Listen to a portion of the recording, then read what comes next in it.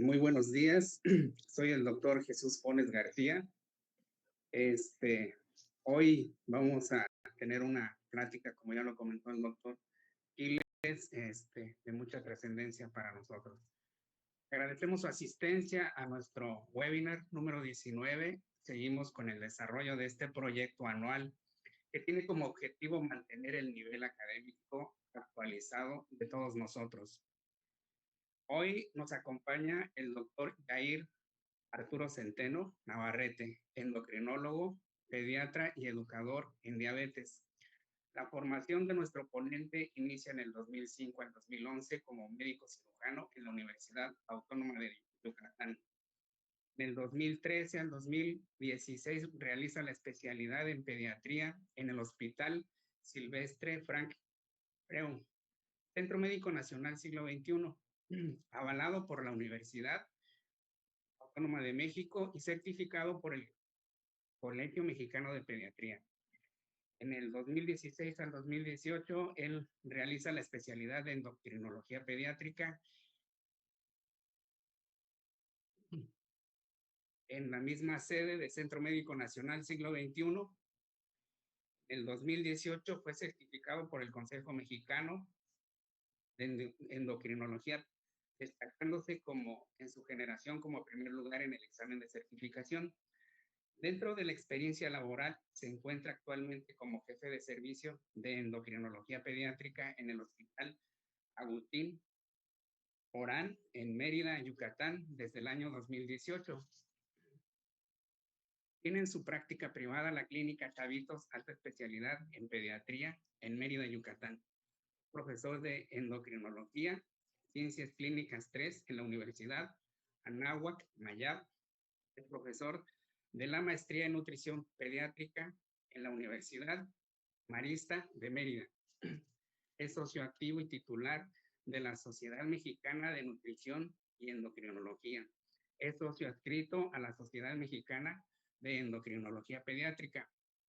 Es miembro del Colegio de Pediatría del Estado de Yucatán. Es miembro del Comité de Investigación y Educación Médica Continua del Colegio de Pediatría del Estado de Yucatán.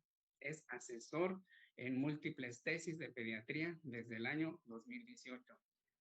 Tiene publicaciones en libros y revistas, aportes al conocimiento de la salud en Yucatán, análisis bibliométrico de la tesis del médico cirujano en la Universidad Autónoma de Yucatán, editadas por la editorial ID del 2003 al 2009.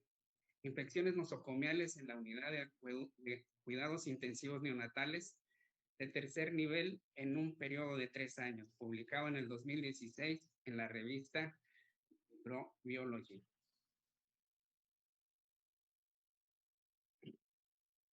Actualización en el hipotiroidismo congénito, definición, epidemiología, embriología y fisiología, primera parte, editado en el 2017 y la segunda parte en el 2018.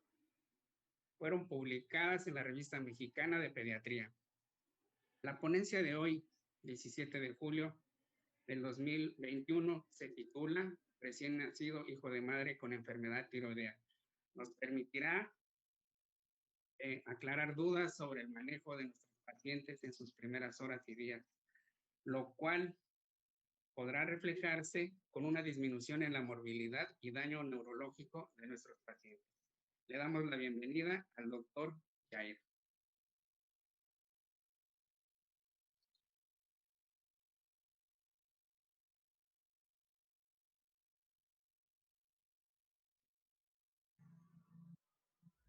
Adelante, Jair.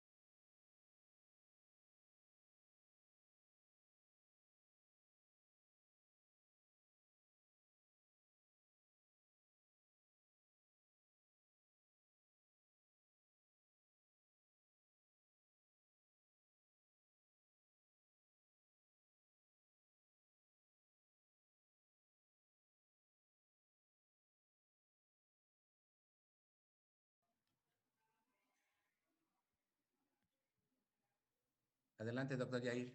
Adelante. Puede compartir pantalla.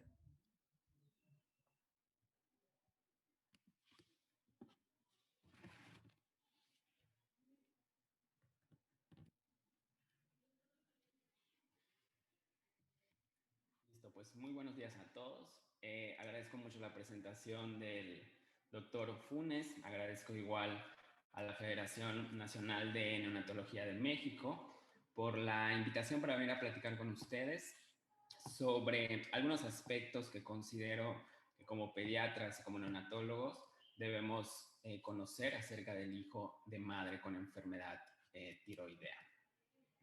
Esta es nuestra agenda del día de hoy, son algunos de los aspectos que vamos a tratar en la plática. Vamos a platicar un poco sobre las funciones de las hormonas tiroideas en el niño y en el recién nacido, cómo se manifiestan las enfermedades que competen a la tiroides en el recién nacido.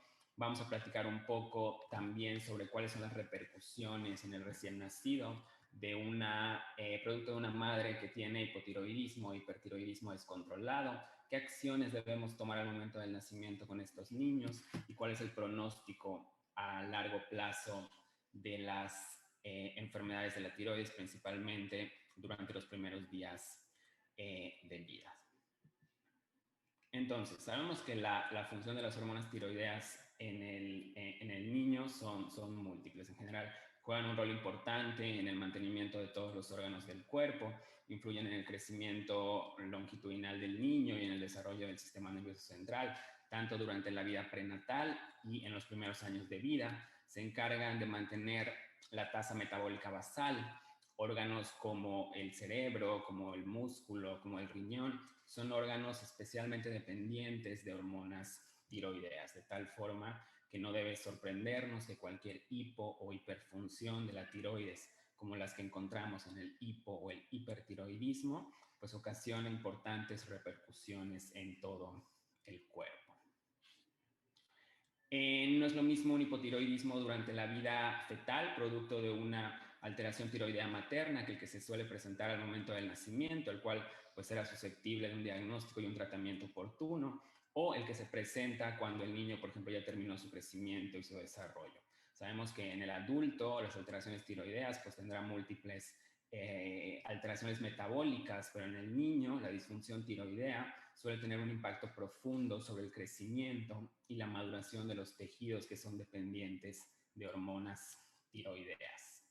El espectro de alteraciones tiroideas en pediatría es muy amplio. En general la podemos dividir en dos grandes grupos: las que se presentan en el periodo neonatal y las que se presentan durante la infancia y la adolescencia. Hoy vamos a platicar sobre la disfunción tiroidea en el recién nacido, la cual a su vez la podemos dividir dependiendo si hay o no alteración tiroidea materna. Sobre todo las enfermedades tiroideas maternas de origen autoinmune son las principales enfermedades que pueden ocasionar repercusiones clínicas en el recién nacido, mayor frecuencia de enfermedad de Graves neonatal o de hipotiroidismo neonatal autoinmune, mientras que si no existe el antecedente de enfermedad tiroidea materna, es más frecuente que los recién nacidos presenten hipotiroidismo congénito. Como sabemos, puede darse por una alteración tanto estructural o funcional de la tiroides, y existen otras alteraciones como el hipertiroidismo no autoinmune, que generalmente, como les comento, son independientes del estado tiroideo materno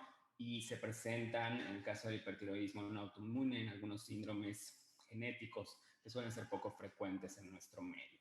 Fuera del periodo neonatal, mayor riesgo de también enfermedades autoinmunes, sobre todo la tiroiditis de Hashimoto, la enfermedad de Graves, mayor frecuencia en adolescentes después de los 10 años, de nódulos tiroideos o incluso de cáncer de tiroides. Pero hoy vamos a hablar de las que competen en el recién nacido cuando hay antecedente de una enfermedad tiroidea materna. La enfermedad tiroidea sabemos que afecta por lo menos el 4% de los embarazos, y es después de la diabetes mellitus la alteración endocrina más común durante la gestación. La prevalencia de hipotiroidismo varía de acuerdo a la serie estudiada. Puede tener una prevalencia entre el 2.5% de mujeres en embarazo, será subclínico hasta en el 18% de las mujeres, y todas estas podrán tener un fondo autoinmune con presencia de anticuerpos antitiroideos hasta en el 18% de los embarazos. En el caso del hipertiroidismo durante la gestación, puede tener una prevalencia del 0.4 al 1% de enfermedad de Graves, que la enfermedad de Graves es la principal causa de hipertiroidismo durante el embarazo. Como vemos, las enfermedades autoinmunes son mucho más frecuentes en mujeres durante la edad reproductiva, lo cual hace que los trastornos tiroideos autoinmunes pues, sean los más frecuentes al momento de la gestación.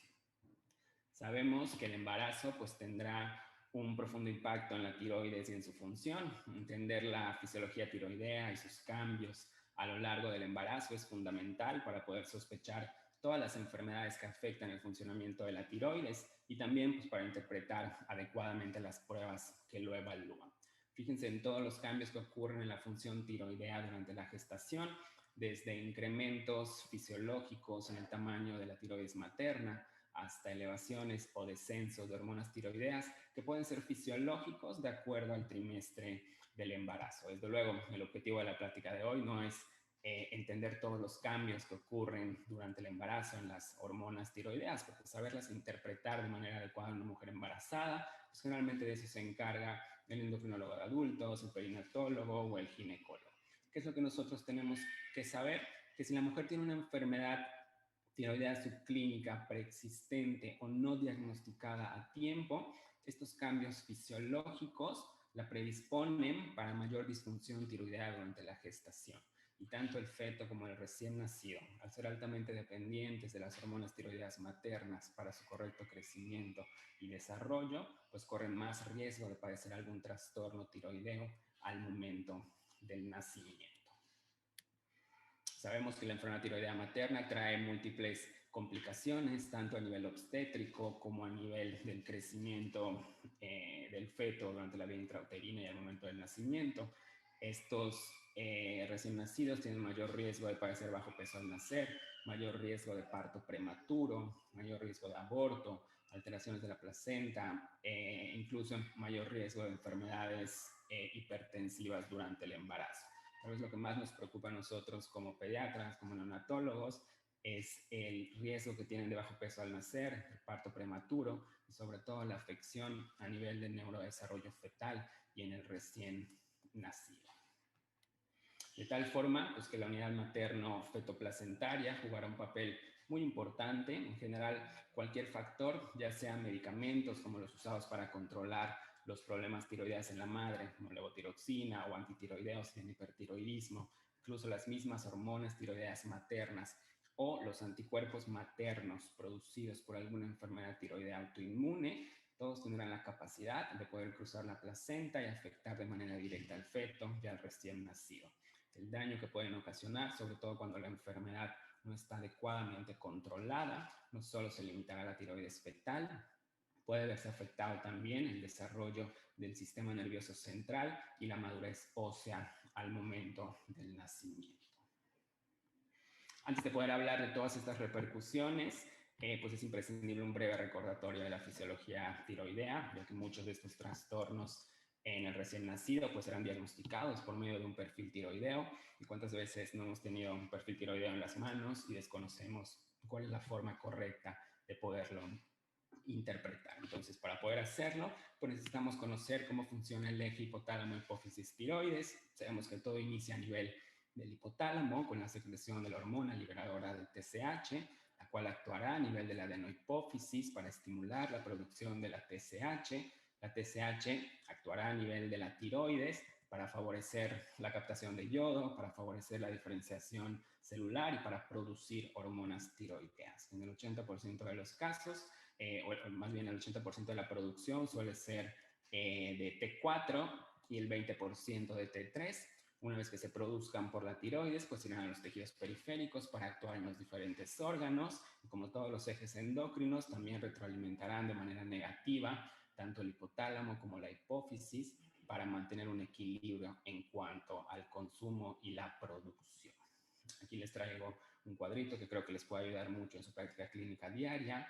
En general, hoy vamos a hablar del hipotiroidismo primario, que Se manifestará como un aumento de TSH y una disminución de T4 libre y de T4 total. Cuando hablamos de hipotiroidismo primario, quiere decir cualquier afección a nivel de la glándula tiroides que no permita producir hormonas tiroideas, por lo tanto habrá niveles bajos de T4 libre y de T4 total, con incremento de la TSH, ya que la adenohipófisis estará aumentando la producción de TSH para intentar que la glándula tiroides produzca hormonas. Y en el caso del hipertiroidismo parecerá lo contrario, habrá niveles altos de T4 libre y de T4 total, ya que habrá una hiperproducción de hormonas tiroideas por la glándula tiroides y esto retroalimentará de manera negativa y de manera persistente la adenohipófisis. Por lo tanto, el perfil tiroideo tendrá una TSH suprimida y una T4 libre alta con una T4 total también elevada. Entonces vamos a ver algunas situaciones con las que ustedes como neonatólogos pueden toparse en la práctica clínica y al momento de realizar la historia clínica perinatal. ¿Qué pasa con la mujer que padece hipotiroidismo? Ya sea un hipotiroidismo congénito materno descontrolado, un hipotiroidismo por deficiencia de yodo. En general, ambos padecimientos no diagnosticados o no tratados de manera oportuna ocasionará disminución de la síntesis de hormonas tiroideas, ocasionando mayor riesgo de alteraciones neurológicas en el recién nacido, incluso desde la vida intrauterina. Y otro escenario con el que se pueden topar en la mujer con hipotiroidismo es en el contexto de un hipotiroidismo de origen autoinmune, que es la famosa tiroiditis de Hashimoto o tiroiditis crónica. Los anticuerpos contra la tiroides se desarrollarán en el contexto de la enfermedad tiroidea autoinmune. Recordemos que los anticuerpos pues, son inmunoglobulinas G, que tendrán la capacidad de cruzar la placenta, de afectar la tiroides fetal, debido a la unión directa a nivel de alguna de las enzimas necesarias para la formación de hormonas tiroideas, lo cual ocasionará hipotiroidismo en el recién nacido, que en la mayoría de los casos será de curso transitorio.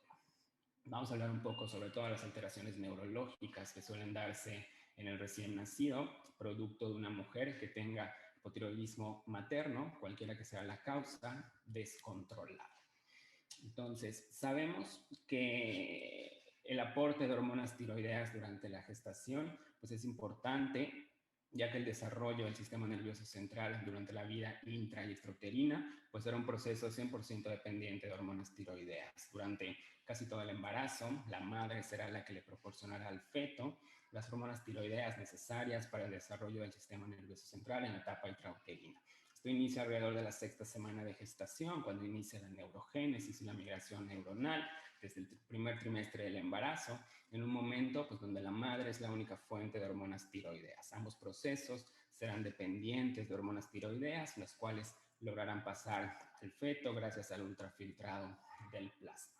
A las 12 semanas de gestación aparece la glándula tiroides, que también, como sabemos, es la primera glándula endocrina en aparecer durante la vida intrauterina, y posterior a las 12 semanas de gestación se activa el eje hipotálamo-hipófisis tiroides, de tal forma que a las 20 semanas de gestación disminuirá el aporte de hormonas tiroideas de la madre al feto, porque ya el feto podrá producir sus propias hormonas tiroideas, y es justo en este momento donde se da el primer aumento en cuanto a la tasa de replicación neuronal.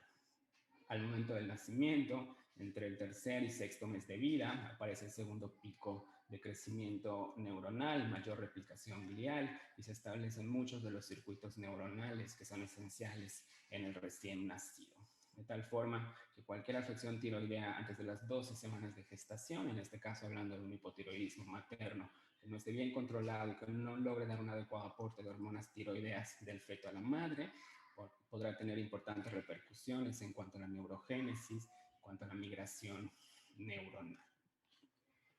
Es indiscutible, desde luego, la importancia de las hormonas tiroideas durante la etapa prenatal para el desarrollo del sistema nervioso central, pero durante la vida postnatal igual son de los procesos importantes que también dependerán al 100% de las hormonas tiroideas.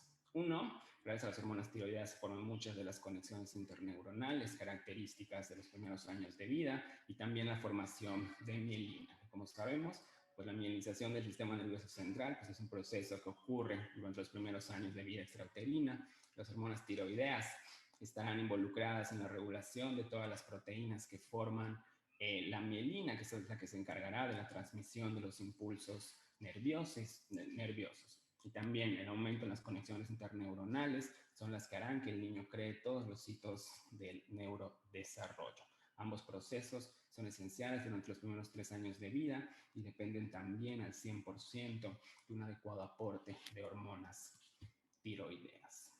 Existen muchos estudios que demuestran la relación que existe entre las concentraciones de hormonas tiroideas maternas y el desarrollo cerebral en cuanto a coeficiente intelectual y morfología cerebral en el recién nacido. Este es uno de los estudios más grandes, datos de casi 3.000 madres, donde se relaciona la concentración de hormonas tiroideas antes de las 18 semanas de gestación y el volumen cerebral, principalmente el volumen cortical de la sustancia gris, medida por resonancia magnética a la edad de 8 años en los hijos de madres que tuvieron enfermedad tiroidea durante el embarazo. Podemos ver cómo las concentraciones bajas o altas de hormonas tiroideas, como las que solemos encontrar en el hipo o hipertiroidismo materno, sobre todo antes de las 18 semanas de gestación, se asocia a menores puntajes de coeficiente intelectual y a menores volúmenes también de sustancia gris cortical a nivel del sistema nervioso. Fíjense cómo durante el primer trimestre y el segundo trimestre de embarazo, los órganos del sistema nervioso central son altamente dependientes de hormonas tiroideas, órganos como el córtex cerebral, como el cuerpo estriado, el cuerpo calloso, incluso la cóclea, son especialmente dependientes de que haya un adecuado aporte de hormonas tiroideas para su adecuado desarrollo. En estudios a largo plazo que se ha encontrado en estos niños, que las repercusiones neurológicas pueden estar presentes desde el nacimiento, sobre todo cuando el hipotiroidismo no está bien controlado en la gestación, y que estas alteraciones neurológicas pueden persistir hasta la edad de 9 años. Se ha encontrado menor desarrollo a los 10 meses de edad, alteraciones del coeficiente intelectual y del desarrollo motor entre los 25 y los 30 meses, puede verse alterado el desarrollo del lenguaje. Estos niños suelen tener mayor cantidad de trastornos funcionales en cuanto a la adquisición del lenguaje, disminución del aprovechamiento escolar, incluso hay algunos estudios que refieren mayor frecuencia de autismo e incluso de esquizofrenia cuando la madre tiene un hipotiroidismo que no está bien sustituido durante el embarazo, de tal forma que la vigilancia neurológica en el recién nacido debe ser obligada, sobre todo cuando existe antecedente de hipotiroidismo materno. Otro factor que también puede complicar el pronóstico fetal y neonatal pues es la deficiencia materna de yodo, ya que también puede ocasionar alteraciones tiroideas en el recién nacido. Este es uno de los primeros casos descritos de alteraciones neonatales debido a la deficiencia de yodo materna. Se dio en el año 1962 en Escocia, ocasionó que el niño naciera con bocio, es decir, con agrandamiento en el tamaño de la tiroides. Ocasionó que tuviera retraso en todos los hitos del desarrollo, principalmente por hipotiroidismo intrauterino. La deficiencia de yodo todavía es un problema latente en algunas regiones del mundo. Hay por lo menos 30 países que son deficientes de yodo a nivel mundial. Y aun cuando México pudiera parecer una zona con suficiencia de yodo, todavía hay estudios que nos describen cómo ciertos grupos, principalmente durante la edad escolar y algunos grupos de adultos, pueden tener ciertas deficiencias de yodo con mayor riesgo de tener hipotiroidismo. En México existe cierta regulación al respecto. Está la norma oficial mexicana que apareció en 1993, que establece algunas especificaciones sanitarias para evitar la deficiencia del yodo en la población. Y pues en general sabemos que el yodo pues, es un factor esencial para la síntesis de hormonas tiroideas dentro del folículo tiroideo. Mujeres que tienen deficiencia materna de yodo corren mayor riesgo de hipotiroidismo, por lo tanto el recién nacido tendrá mayor riesgo de padecer algún retraso en su neurodesarrollo. Como vimos, la carencia de yodo en una mujer durante el embarazo pues puede llevar al nacimiento de un niño con cretinismo, cuál es el grado máximo de hipotiroidismo. Si la deficiencia de yodo se da intraútero, nacerá con datos clínicos de cretinismo. El bebé puede parecer normal al nacer, pero luego crecerá y se desarrollará con lentitud. Tendrá talla baja, será lento en el aprendizaje, atrasado en lograr todos los hitos del desarrollo normal. Conforme el niño crece, pues puede tener la apariencia típica de un cretino, ¿no? La piel gruesa, las faces burdas, la nariz aplastada, la lengua larga, pueden tener estrabismo y desproporción corporal muy importante. A los 2 años de edad, pues el niño aún no podrá caminar sin ayuda, y a los 3, pues puede no estar capacitado para hablar o entender órdenes sencillas. En nuestro país, considera que no vemos casos de cretinismo por deficiencia de yodo, y no es porque no los haya, sino porque la realidad es que no se realizan excreciones urinarias de yodo en la mujer embarazada, y por lo tanto no suele confirmarse que el hipotiroidismo durante el embarazo sea por deficiencia de yodo. A pesar de esto, si vemos casos de cretinismo por retraso en el diagnóstico de hipotiroidismo congénito.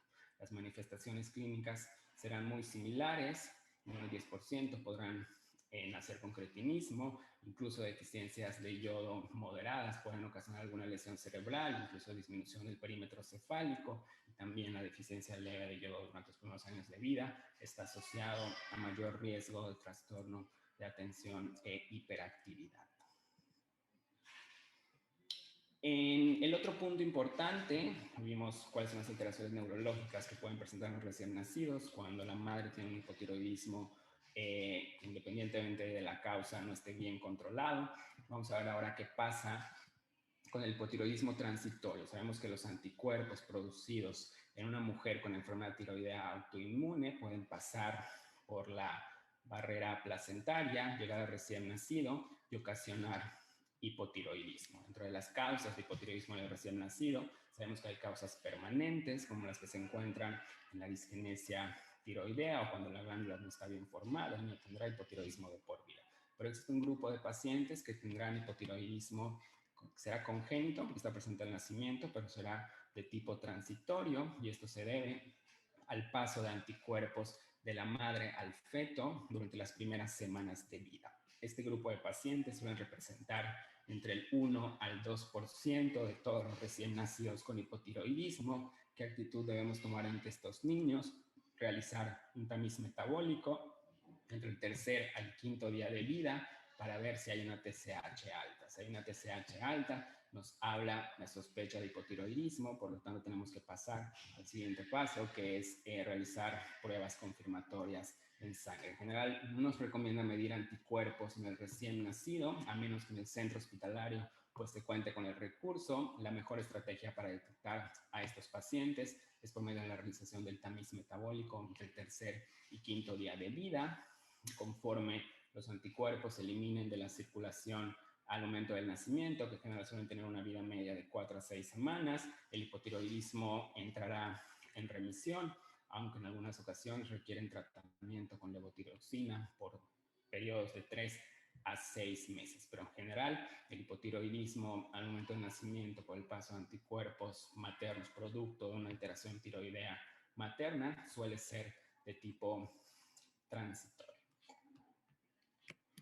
Las manifestaciones clínicas que vamos a encontrar en el recién nacido, ya sea por el paso de anticuerpos maternos que dé como resultado hipotiroidismo congénito o porque el recién nacido nazca con alguna alteración estructural de la tiroides, pues en general son las mismas. Mayor frecuencia de ictericia, generalmente habrá hiperbilirubinemia que persiste después de la segunda semana de vida, el 41% de los pacientes, mayor frecuencia de hernia umbilical, porque la falta de hormonas tiroideas ocasiona debilidad de los músculos de la pared abdominal. Tendrán edema porque se acumulará ácido hialurónico a nivel de la epidermis. Las fases serán toscas e inexpresivas por el mixedema que pueden tener. Mayor riesgo de piel marmórea y fría igual, porque como vimos las hormonas tiroideas se encargan de la termogénesis. Si el recién nacido no tiene adecuadas hormonas tiroideas, tendrán dificultades para poder conservar la temperatura, estarán hipotónicos, tendrán llanto ronco, porque también existe cierta acumulación de ácido hialurónico a nivel de las cuerdas vocales. La fontanela amplia posterior, recuerden que la fontanela amplia posterior suele estar cerrada al momento del nacimiento, pero puede estar abierta y persistir abierta por los primeros 2 meses de vida. Si después de este tiempo persiste abierta, hay que sospechar que el recién nacido pueda tener hipotiroidismo y desde luego estarán con una marcada hipoactividad. Estos datos clínicos se suelen presentar, como les comenté, cuando generalmente después de las 2 semanas de vida, si existe un adecuado aporte de hormonas tiroideas maternas, pero si la madre no pudo proporcionar un adecuado aporte durante el embarazo, podrán estar presentes desde los primeros días de vida. De tal forma que, como les comenté, la mejor estrategia para detectar a estos niños será por medio del tamiz neonatal. Como sabemos, después de la vacunación, es uno de los programas de salud pública más importantes en todo México. El tamiz se encarga de descubrir a recién nacidos enfermos antes de que existan manifestaciones clínicas. La idea es tratarlos de manera oportuna y prevenir daños que en la mayoría de las ocasiones será permanente. Si tenemos un tamiz neonatal positivo para hipotiroidismo congénito, que generalmente se manifiesta con una TSH alta, entonces tenemos que confirmar el caso pidiendo un perfil tiroideo completo. En general, todas las instituciones de salud pública, ya sea IMSS, ISSSTE, SEDENA, CEMAR, utilizan diferentes tipos de tamizaje neonatal, que además también diferirá de acuerdo a la entidad federativa donde se realice, ¿no? Por lo tanto, la oportunidad de detectar alguna enfermedad endocrina o algún error innato del metabolismo, pues dependerá al menos de la entidad federativa y también de la institución donde nazca la persona. Nosotros tenemos un paciente con un tamiz neonatal positivo, tenemos que confirmarlo. Recordemos que el perfil tiroideo en sangre característico suele ser una TSH alta, con una T4 libre y T4 totales bajas. Si existe el antecedente de hipotiroidismo autoinmune materno, si contamos con el recurso, podemos pedir los anticuerpos, aunque en general no es necesario para establecer el diagnóstico de hipotiroidismo congénito. Les traigo 2 algoritmos. Uno, que es el que debemos seguir ante cualquier recién nacido para detectar hipotiroidismo. Generalmente se da en el contexto de que no exista un antecedente de enfermedad tiroidea, como el que les presento a continuación. Recordemos que el tamiz se toma a todos los recién nacidos, incluso que estén asintomáticos, que no tengan ningún dato clínico de hipotiroidismo. Se toma una TSH en sangre de talón entre el tercer al quinto día de vida extrauterina. Bueno, no se toma antes el tamiz porque suelen haber elevaciones transitorias o fisiológicas de la TSH que puede darnos falsos positivos en el tamiz. Entonces, vean cómo la TSH regresa a su valor normal después del tercer día de vida, que es cuando ya podemos tomar el tamiz. Si la TSH está elevada en ese momento, entonces podemos establecer el diagnóstico, por lo menos como un caso probable de hipotiroidismo.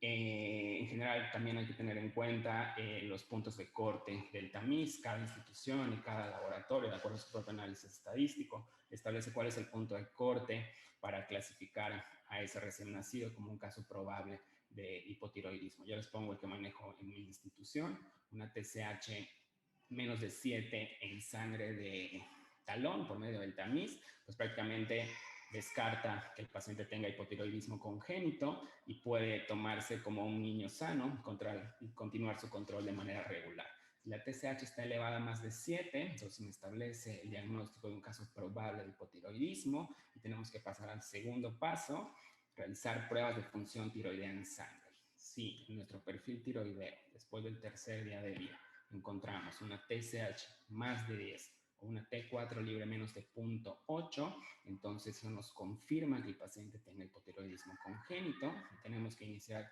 de manera inmediata levotiroxina. La dosis es ya conocida por todos, de 10 a 15 microgramos por kilogramo por día. Ahora, si tenemos un paciente con sospecha de hipotiroidismo en tamiz, pero que al momento de realizar el perfil tiroideo nos salió con una TSH menos de 10 o una T4 libre mayor a 0.8, prácticamente eso nos descarta el caso y podemos ingresar al recién nacido y seguir su seguimiento de manera habitual como un niño sano. Eso es lo que solemos hacer cuando no existe el antecedente de hipotiroidismo materno. ¿Qué hacemos en el recién nacido? Si existe el antecedente de la madre con hipotiroidismo por cualquier causa, la realidad es que muchas mujeres desconocen realmente cuál es la etiología del hipotiroidismo. Es fácil cuando nos dice que ha estado con hipotiroidismo toda la vida, entonces podemos asumir que es congénito, pero también cabe la posibilidad de que sea autoinmune, que es el que más pone en riesgo al recién nacido. En estos niños hacemos prácticamente lo mismo. Tomamos una TSH en sangre de talón del tercer al quinto día de vida. Si está más de 7, nos establece un caso probable. Si realizamos las pruebas de función tiroidea y tiene una TSH más de 10, iniciamos tratamiento con levotiroxina. Aquí la diferencia es el paciente que tiene sospecha en tamiz, pero que no lo corroboramos por pruebas de función tiroidea. Si no existe el antecedente, podemos darlo como sano, pero si existe el antecedente de enfermedad tiroidea materna, no podemos darlo, digamos, de alta. Necesitamos realizar pruebas de función tiroidea de 2 a 4 semanas después, porque cabe la posibilidad que hayan pasado los anticuerpos, que todavía no se haya alcanzado a expresar la enfermedad. Entonces, ese niño debe mantenerse en vigilancia, desde luego no de manera intrahospitalaria, puede seguirse por medio de la consulta externa. Si después de 2 a 4 semanas el perfil tiroideo sigue normal, entonces podemos establecerlo como sano. De tal forma, un recién nacido con antecedente de enfermedad tiroidea que tenga un tamiz neonatal normal, no podemos darlo completamente de alta hasta no repetir por lo menos un perfil tiroideo a las 2 a 4 semanas de gestación para corroborar que realmente no tenga hipotiroidismo.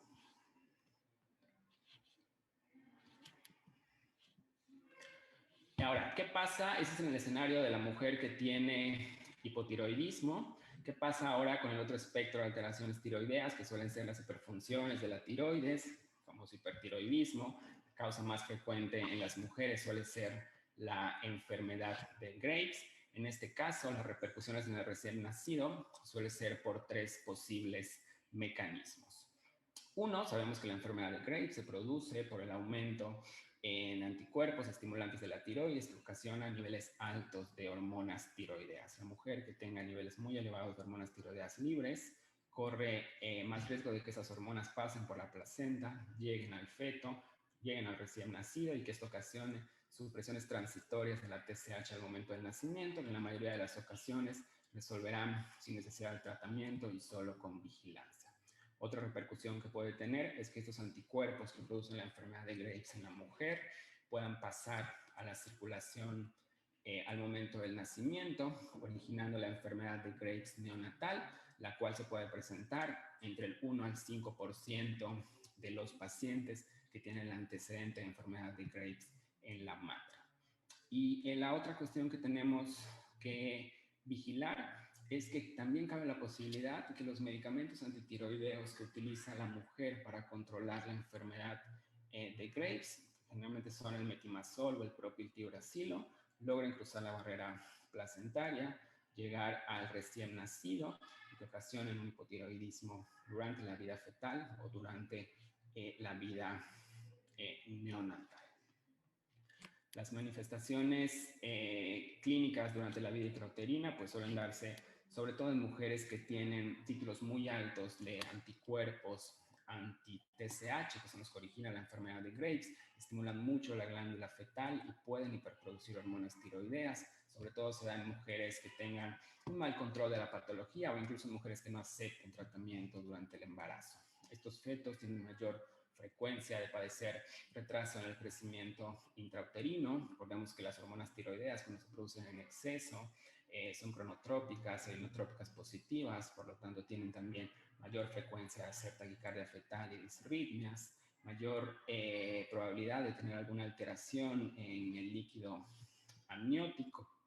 Pueden tener bocio, sobre todo cuando los anticuerpos son muy altos. El bocio se puede expresar incluso durante la vida intrauterina y ocasionar oligohidramnios, y también pueden ser que al momento del nacimiento ese bocio sea tan importante que ocasione obstrucción de la vía respiratoria. En general, la mayoría de estas alteraciones pues serán evidentes en los ultrasonidos fetales, sobre todo cuando el título de anticuerpos en las mujeres son muy elevados.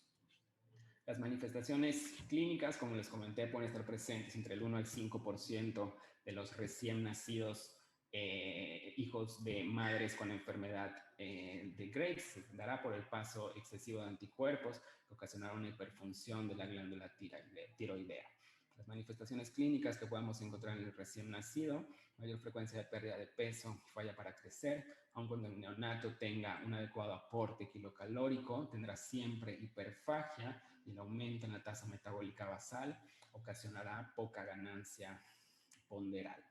mayor frecuencia también de edema periorbitario, porque también suele desarrollarse cierto mixedema en el contexto del hipertiroidismo, bocio, sobre todo si pasaron muchos anticuerpos, y eso ocasiona aumento del tamaño de la glándula tiroidea. El recién nacido, debido a la hiperreactividad adrenérgica y por las hormonas tiroideas, estará muy irritable, ocasiona mayor alteración en cuanto a la madurez ósea, tendrá una madurez ósea acelerada y por lo tanto mayor frecuencia de padecer microcefalia y craniosinostosis con todas las complicaciones neurológicas que esto suele acarrear. Proptosis y exoftalmos, porque también los músculos extraoculares suelen tener muchos receptores para hormona tiroidea, entonces hay un hipertiroidismo descontrolado, mayor frecuencia de proptosis y de orbitopatía. La taquicardia y la hipertensión también son datos clínicos frecuentes en el recién nacido que tiene hipertiroidismo. Hepatomegalia y ictericia. Siempre recordar que ante un neonato que está taquicárdico, está hipertenso, tiene hepatomegalia y tiene hiperbilirubinemia, al cual ya le descartamos causas más comunes de estas complicaciones como sepsis, enfermedad cardiopatía, enfermedad pulmonar. Hay que pensar que el recién nacido puede tener un hipertiroidismo neonatal, aun cuando la madre no tenga el antecedente. Los síntomas clínicos de estos niños suelen aparecer desde las primeras horas de vida, sobre todo, como les comenté, cuando la madre no acepta el tratamiento o cuando la mujer desconoce que tiene la enfermedad. En general, si la madre estuvo en tratamiento con fármacos antitiroideos durante el embarazo, el efecto de estos fármacos puede pasar al recién nacido y por lo tanto estar completamente asintomático al nacer. El problema es que cuando los fármacos antitiroideos se eliminen de la circulación neonatal, entonces podrán aparecer los síntomas clínicos que a veces se pueden demorar hasta uno o hasta el primero o segundo mes de vida. Sabemos que la mujer hipertiroidea tiene mayores tasas de degradación de lípidos y proteínas, lo cual ocasiona un déficit calórico crónico que puede impactar de manera negativa en el peso del recién nacido. Fíjense en la gráfica cómo a mayor cantidad de hormonas tiroideas en la mujer se incrementa la prevalencia de bajo peso al nacer. Y eso pues nos preocupa porque ustedes mejor que nadie saben que el bajo peso al nacer pues está asociado a múltiples comorbilidades en etapas posteriores, a múltiples alteraciones metabólicas durante la infancia, mayor riesgo de diabetes mellitus, hipertensión arterial o incluso enfermedad coronaria. La mortalidad de la enfermedad de Graves es alta, sobre todo en mujeres que tienen anticuerpos positivos, más de 3 a 5 veces del límite superior de la normalidad. Se han descrito incluso muertes intrauterinas a mayor número de anticuerpos.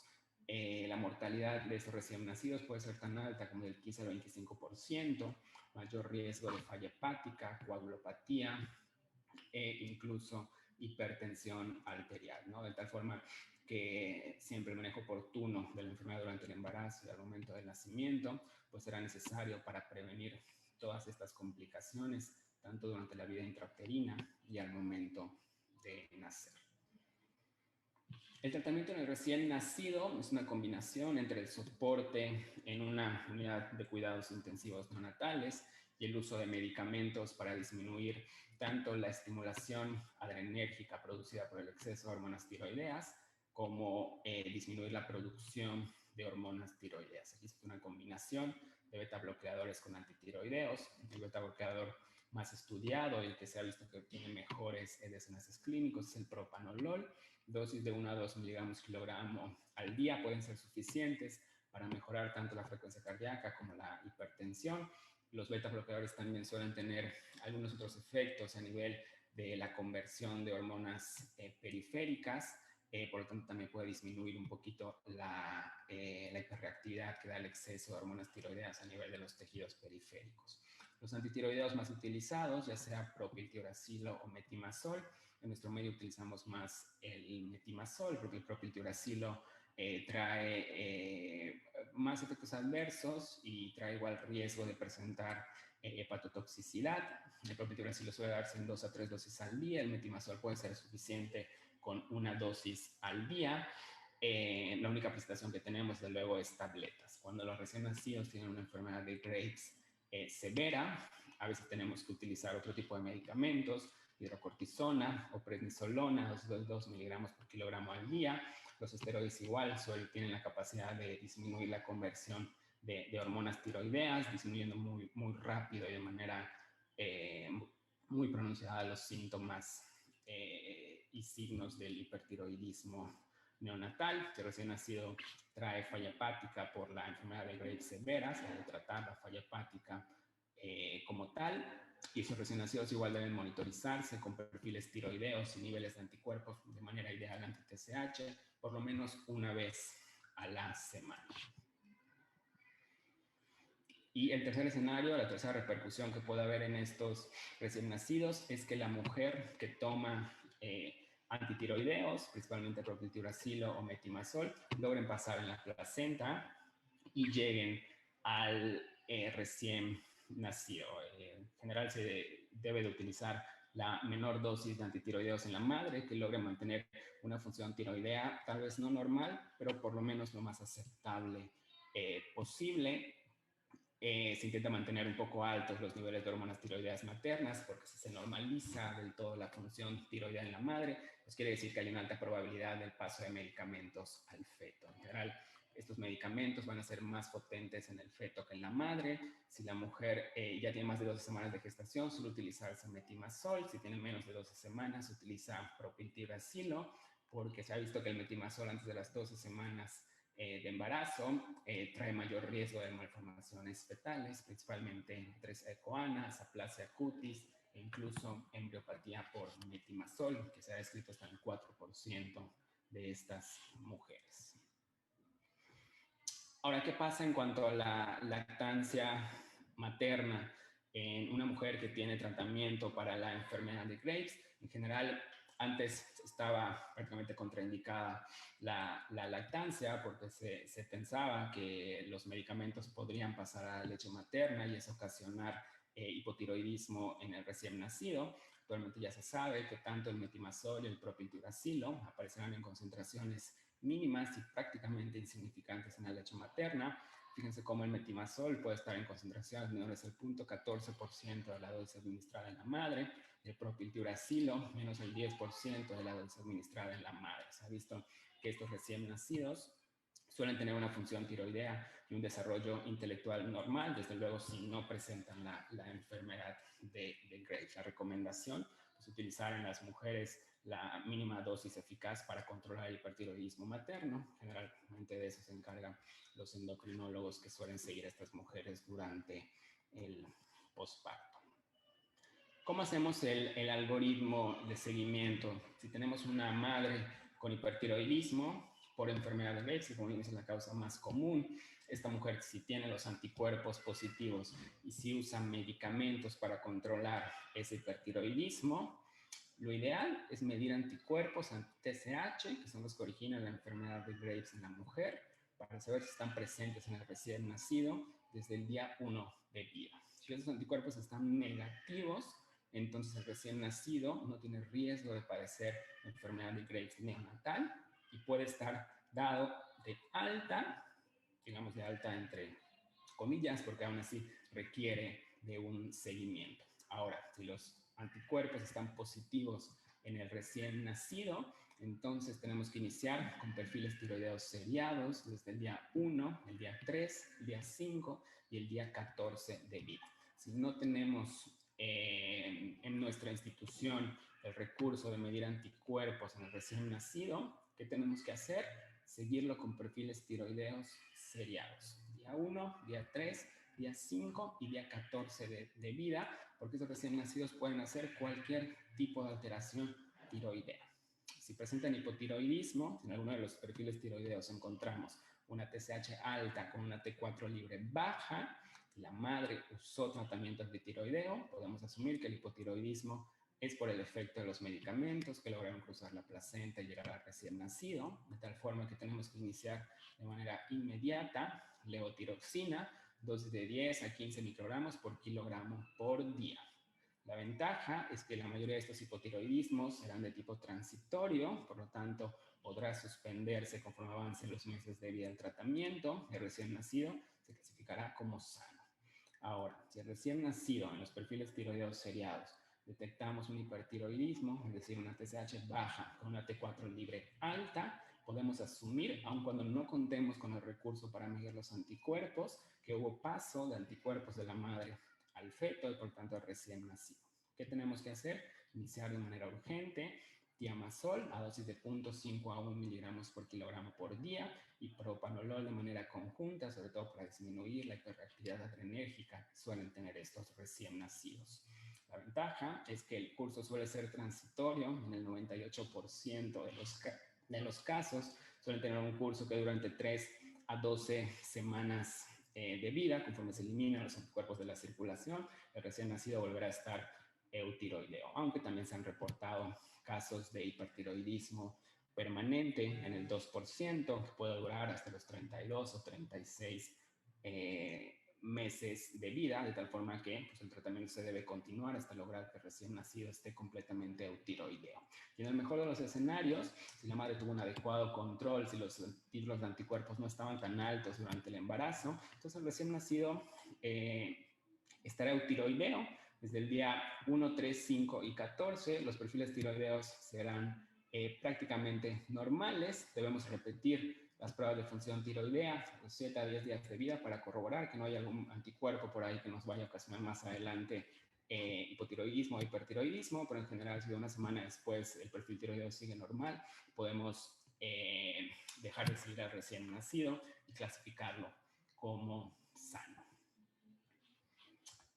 ¿Cuáles son los efectos a largo plazo? Está bien establecido, ya todos sabemos que el hipotiroidismo al nacimiento, cuando no está diagnosticado de manera oportuna, cuando no está bien tratado, está asociado a múltiples efectos adversos. En el niño, mayor riesgo de alterar todos los procesos neurológicos que ya vimos, mayor riesgo de retraso global, tanto motor, fino y cognitivo. Recuerden que las hormonas tiroideas son necesarias para que la cóclea se forme, sin un adecuado aporte de hormonas tiroideas, mayor riesgo de hipoacusia neurosensorial, pueden tener ataxia cerebelosa, porque como vimos, las hormonas tiroideas igual son necesarias para que el cerebelo se forme de manera normal y suelen tener una hipotonía generalizada en la mayoría de los casos. Los efectos adversos no solamente son en los niños, los adultos igual suelen acarrear muchas complicaciones cuando hay un hipotiroidismo en la infancia que no fue adecuadamente tratado o detectado, mayor riesgo de alteración en la motricidad fina, en la esfera cognitiva, pueden tener alteraciones que pueden ser sutiles en cuanto al comportamiento, también tienen mayor riesgo de alteraciones metabólicas como obesidad, diabetes y enfermedad coronaria. En cuanto al hipertiroidismo neonatal, que es lo que pasa con estos niños a largo plazo, hay poca información al respecto. Si el recién nacido no tiene craniosynostosis, en general tendrá un crecimiento normal, aunque algunos estudios refieren cierta disminución en cuanto al coeficiente intelectual. El efecto de los medicamentos, como les comenté, puede acarrear riesgo de malformaciones fetales como aplasia cutis, que disminuye de acuerdo al trimestre y de acuerdo al antitiroideo específico que se debe utilizar al momento de la gestación. Y también suelen tener disminución o un poquito de retraso en cuanto a los hitos del desarrollo en los primeros 2 años de vida. Pero en general acarrea menos complicaciones que el hipotiroidismo en el niño. Y algunos puntos para recordar. Sabemos todos que para un embarazo pues, exitoso se necesita que la mujer que tiene enfermedad tiroidea tenga una adecuada asesoría prenatal, ¿no? Si la madre durante el embarazo tiene un adecuado control de la enfermedad, recién nacido muy probablemente 99% de probabilidades de nacer sano y sin ninguna complicación. Pero cuando existe un hipotiroidismo o hipertiroidismo descontrolado, pueden ser factores muy importantes que ocasionan alteraciones en el neurodesarrollo fetal y en el neonatal. Nunca olvidar realizar el examen físico en estos niños para detectar malformaciones como craniosynostosis, como todas las que ya hablamos, realizar el tamiz neonatal de manera oportuna, si hay antecedente de hipertiroidismo materno, realizar un dosaje de hormonas tiroideas desde el primer día de vida, medición de anticuerpos si contamos con el recurso, debe darse un seguimiento durante las primeras semanas de vida, no olvidar siempre, si existe el antecedente de hipotiroidismo, vigilar de manera repetitiva el neurodesarrollo del neonato y continuar esa vigilancia en la edad preescolar y en los escolares, porque vimos que los trastornos neurológicos que pueden presentar puede irse hasta la edad de 9 a 10 años de edad. Aprender a trabajar en equipo. Estos niños necesitan un manejo multidisciplinario, desde el pediatra, el neonatólogo, el endocrinólogo pediatra y desde luego los endocrinólogos de adultos, los ginecólogos, los perinatólogos, que son los que se encargan del seguimiento en estas mujeres para prevenir la mortalidad y la morbilidad neonatal. Muchas gracias.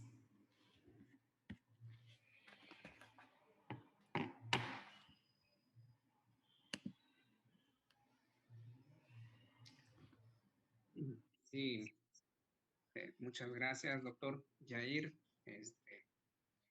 Ponencia, muchas felicitaciones en el chat y en general, pues más felicitaciones siguen apareciendo en el mismo chat. Hacen preguntas en relación, yo creo que todos tenemos esta inquietud, y preguntan cuál es la edad ideal en la que se debe de tomar el tamiz neonatal en los prematuros. Por una parte, el prematuro sano, y por otro lado, el prematuro que presenta o que presentó una patología importante en la terapia. Sí, los prematuros son un grupo muy especial porque ellos están propensos a presentar cualquier alteración tiroidea, principalmente hipotiroidismo, lo que se llama hipotiroxinemia fetal, que se manifiesta con hormonas libres bajas y TSH normal. Depende mucho de la guía y depende mucho también de la edad gestacional.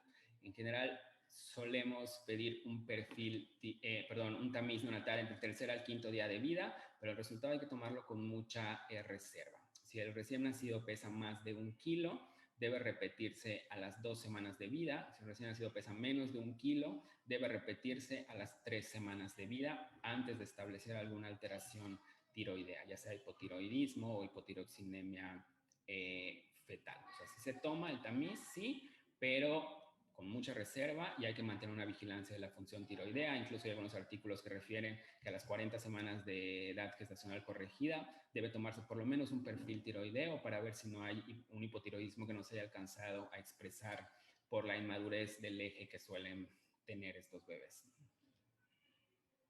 Bien, gracias. Otra pregunta también a la que siempre nos enfrentamos con los pacientes es que si los antibióticos u otros tratamientos que estamos manejando con nuestros pacientes en la terapia alteran el resultado final del tamiz. Principalmente las aminas, dopamina, por ejemplo, algunos esteroides, hidrocortisona, que a veces suelen utilizarse en recién nacidos enfermos, pueden alterarlo porque pueden ser causa de falsos negativos. ¿Qué pasa? La dopamina y los esteroides en general ocasionan disminución de la TSH. Entonces puede ser que nosotros tomemos un tamiz neonatal del tercer día de vida, si el paciente tiene dopamina o tiene esteroides, no detectar esa elevación de TSH, no porque el recién nacido esté sano, sino porque tiene el efecto de los medicamentos.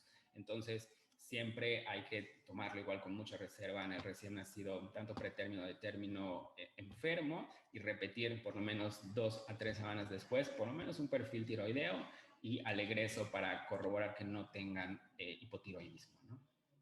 Bien, gracias. Una pregunta también interesante. Aquí comentan que preguntan, perdón, que si el hijo de madre con hipotiroidismo no controlado al nacer está indicado un perfil tiroideo previo a su alta y cuándo deberíamos de tomar el control. Sería casi la misma respuesta que nos dio.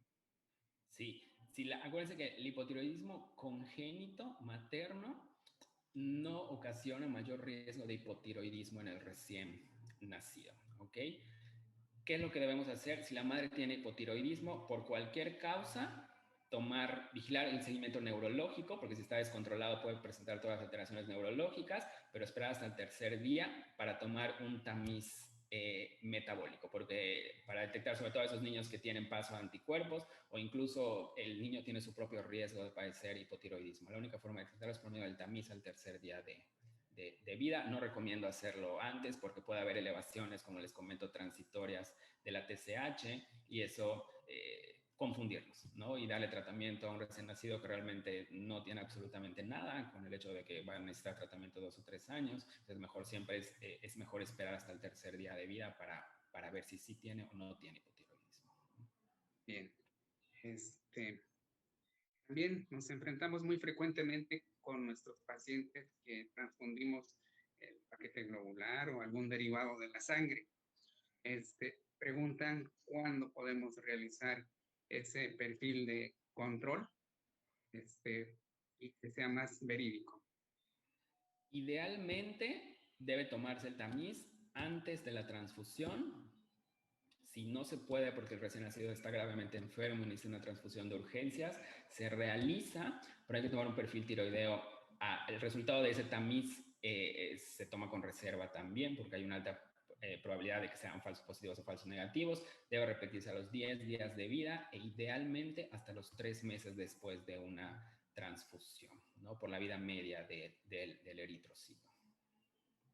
Bien, nos preguntan también qué tanta relación hay entre oligohidramnios y enfermedad tiroidea con el recién nacido.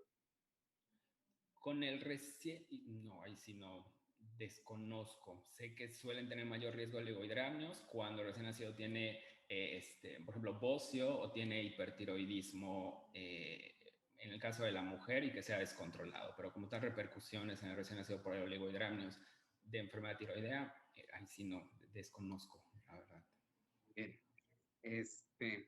bueno, ya aprovechando por ahí que estamos preguntando la relación de los probables factores, también hay una relación de TDAH y autismo con la madre que tiene problemas de alteraciones tiroideas.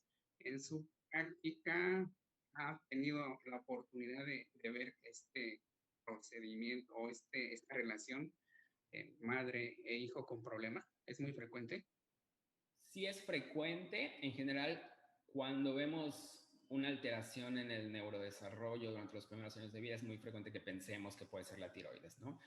Damos un perfil tiroideo, si el paciente no tiene hipotiroidismo, al momento de averiguar los antecedentes, es muy común que nos topemos con que la madre tuvo hipotiroidismo y que no estuvo bien controlado. Esa podría ser la causa de todas las alteraciones neurológicas en el niño. A veces es el único antecedente. Desde luego no podemos confirmar 100% de que el niño tenga el TDAH por el antecedente de la enfermedad, pero sí es frecuente que nos topemos con ese antecedente en la familia. Desde luego hay que descartar otras causas y de eso se encargan pues, muy bien los neurólogos pediatras, ¿no? Okay. Gracias. Bien, aquí todavía creo que todavía tenemos tiempo para las preguntas.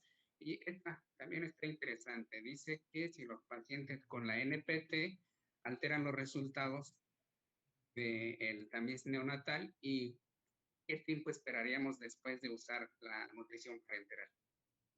No, en general, yo como siempre les digo, si el niño no come, aún así debe tomarse el perfil tiroideo, sobre todo para descartar que no tenga hipotiroidismo, ¿no? Lo ideal es que el niño ya tenga una alimentación prácticamente completa para poder echar a andar sus propias rutas metabólicas y que de esta forma es la única forma que podamos detectar errores innatos del metabolismo, ¿no? Pero siempre tomarlo, aunque el niño no tenga una vía enteral, pero tomar con reserva si sale negativo para cualquier error innato del metabolismo. Hay que repetirlo cuando ya el recién nacido tenga un aporte enteral completo para poder detectar en el caso de los errores innatos del metabolismo, pero la NPT como tal no suele alterar, desconozco si altera como tal las pruebas de función tiroidea. Sí, ¿no? Sí. Y preguntan también, el uso de antisépticos con presencia de yodo o bidona, por ejemplo, en algunas cirugías que ya no se usa, pero todavía hay algunos ginecólogos que lo manejan, ¿puede alterarnos en los resultados del perfil de nuestros pacientes?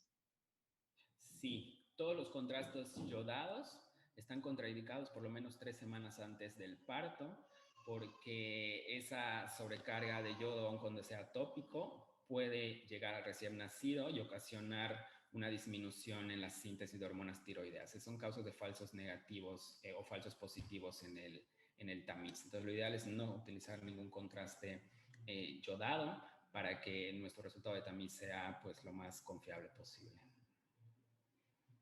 Bien, y como última pregunta que tenemos aquí en el chat, nos preguntan si el tratamiento de la mamá a una dosis de 50 microgramos pueden repercutir en el recién nacido. ¿Dosis de qué, perdón? 50 microgramos. 50 microgramos. Pero de Tratamiento de la madre en un problema de hipotiroidismo. Habría que ver si son 50 microgramos de levotiroxina o que yo supongo que sí porque es de levotiroxina. En general no, la realidad es que es una dosis muy baja para una mujer embarazada, pero si con 50 microgramos la mujer mantiene una TSH normal y una T4 libre normal durante todo el transcurso del embarazo, la probabilidad de que el recién nacido o el feto tenga hipotiroidismo intrauterino al momento del nacer es muy baja. Generalmente esos niños suelen nacer eutiroideos, el riesgo de hipotiroidismo pues es el mismo que el de la población pues general, ¿no? Bien, pues no tenemos más preguntas. Agradecemos la ponencia que nos ha dado, nos ha dejado, creo que nos ha resuelto la vida en estos momentos a todos los que trabajamos en las terapias. Muchas gracias, doctor. Muchas felicidades. Gracias por la invitación. Pasen buen día. Luego. Bueno, damos las gracias nuevamente a todos.